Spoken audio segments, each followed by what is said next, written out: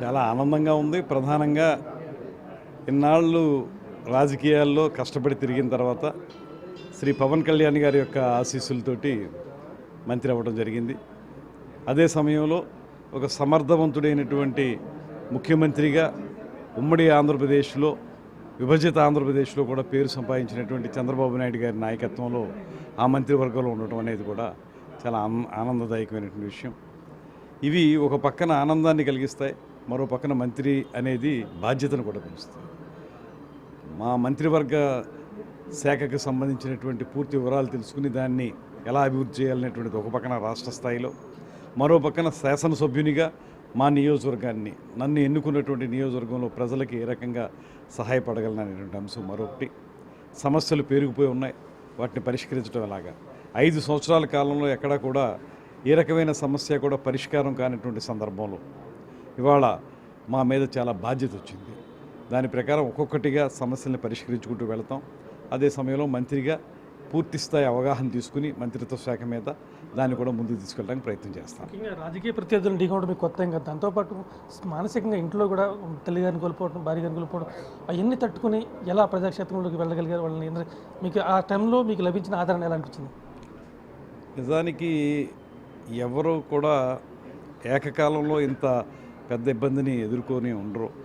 నాకు ఒకేసారి మా సహధర్మచారిని, అదేవిధంగా 3 నెలలు గ్యాప్లో మా తల్లిగారు ఇద్దరు కాలం చేయటం, ఎవరైతే నా ఉన్నతిని చూసి ఆనందిస్తారో ఆ ఇద్దరూ నాకు దూరం అవడం అనేది ఇప్పటికీ ఎప్పటికీ కూడా నా మనసులో ఉండేటువంటి వెలితి.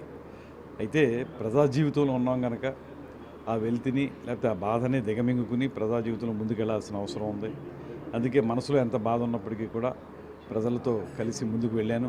అదే సమయంలో మా అధ్యక్షులు పవన్ కళ్యాణ్ గారు నాకు అందించినటువంటి సహకారం, వారు ఒకటే మాట చెప్పారు, మీరు ఎంతో బాధలో ఉన్నారు, కొంచెం మీరు రాజకీయాల్లో మరింత యాక్టివ్ అవడం ద్వారా లేకపోతే ఎన్నికల్లో పోటీ చేయడం ద్వారా ఆ బాధ మీకు కొంత దూరం అయ్యే అవకాశం ఉంది, కాబట్టి మీరు ఖచ్చితంగా పోటీ చేయాలనేటువంటి మాట కూడా వారు చెప్పడం, అది కూడా నాకు చాలా స్థైర్యాన్ని ఇచ్చింది.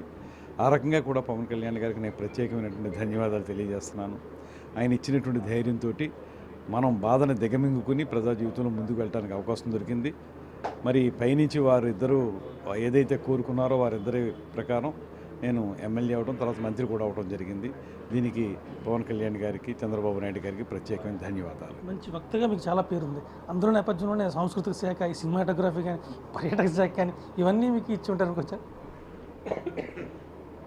ప్రయారిటీ ప్రకారం చూస్తే చంద్రబాబు నాయుడు గారు గత మంత్రివర్గంలో చూసినా కూడా పర్యాటకం అనేది చాలా ప్రాధాన్యత ఆయన ఇచ్చారు గతంలో. అదేవిధంగా మా శాఖలు తీసుకునే విషయంలో పవన్ కళ్యాణ్ గారు కూడా కొన్ని శాఖలు జనసేన పార్టీకి చెందిన వారు తీసుకుంటే వాటికి న్యాయం చేసే విధంగా మనం పనిచేయగలుగుతాం అనేటువంటి మాటను నమ్మి వారు కూడా శాఖల్ని కేటాయించడం జరిగిందనేటువంటి మాట అనుకుంటున్నాను నేను. ఆ ప్రకారంగానే ఈ సాంస్కృతికం, పర్యాటకం, అదేవిధంగా సినిమాటోగ్రఫీ ఇవి చాలా కీలకమైనవి. ముఖ్యంగా విభజిత ఆంధ్రప్రదేశ్కి ఆదాయ వనరులు రావాలన్నా లేకపోతే సుందరమైనటువంటి ఆంధ్రప్రదేశ్ తయారవ్వాలన్నా పర్యాటకం చాలా అవసరం ఉంది. దానికి గడిచిన 5 సంవత్సరాల కాలంలో వైఎస్ఆర్ కాంగ్రెస్ పార్టీలో పనిచేసినటువంటి పర్యాటక మంత్రులు ఎవరో కూడా పవన్ కళ్యాణ్ గారిని వ్యక్తిగత దూషణలు చేయడానికే వాళ్ళు టైం కేటాయించారు తప్పితే ఏనాడు కూడా వాళ్ళు ఆ మంత్రిత్వ శాఖ మీద పట్టు సాధించలేదు. అలా కాకుండా మాకు మా నాయకులు చెప్తున్న మాట కూడా కక్ష సాధింపు అనేది దూరంగా పెడదాం, తప్పు చేసిన వాళ్ళు శిక్ష అనుభవించాల్సిందే, చట్టపరంగా ఉండాలి తప్పితే కక్ష సాధింపుగా ఉండకూడదు అనేటువంటి మాట చెప్తూనే మనం మా మంత్రిత్వ శాఖలు బాగా పనిచేయాలనేటువంటి మాట